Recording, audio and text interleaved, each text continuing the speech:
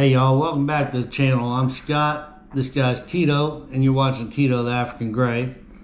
Tito's doing well. He's got his nails trimmed this weekend, and they're a lot better than they were. He was a little upset about it since me and my wife were the ones that trim his nails. And he did the growling at me, and he was mad. He didn't talk or whistle the rest of the day, but he slept on it. He got over it. And now today he's doing great, as you can see. Let's go ahead and give Tito a treat. Get up there. Pistachio.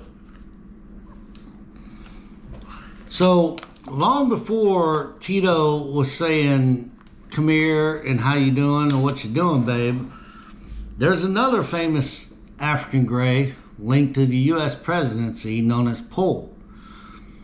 This African Gray belonged to the 7th President of the United States, Andrew Jackson, who had received the parrot as a gift to his wife, Rachel Jackson, shortly before he became President of the United States.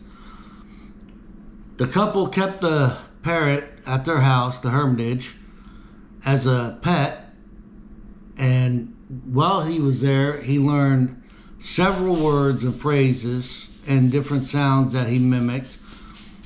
And much like Tito here, who learns everything, new phrases every day, new words. Well, shortly after Rachel Jackson's death, President Andrew Jackson decided to keep Pole, the African Gray, as a beloved pet. Now, it's not known how long that African Gray spent or how much time he spent in the White House itself, but President Andrew Jackson did keep the parrot after his wife's death as a beloved pet. Well, upon Andrew Jackson's death, at his funeral services, they had the African Gray in attendance at the service. And the parrot, African Gray parrot Pole, got so excited that he started shouting cuss words and obscenities that he had learned from President Andrew Jackson and his staff at the services. Well, it was so disruptive during the service that they had to remove the African Gray parrot from President Jackson's funeral service, which makes him one of the most famous African Gray parrots linked to the U.S. presidency, still talked about today, nearly 200 years afterwards, as we celebrate America's 250th anniversary. Just a little history of the African Gray parrot linked to the USA presidency. Now, I hope y'all found this information interesting. I did when I researched it. I was I was shocked to hear that there was a president that actually owned an African Gray. But these birds are amazing in mimicry and sounds. And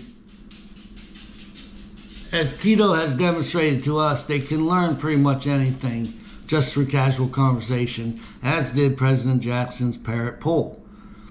And he learned it from all the other people that worked for President Jackson and President Jackson himself, which is much like how Tito learns from us here at the house.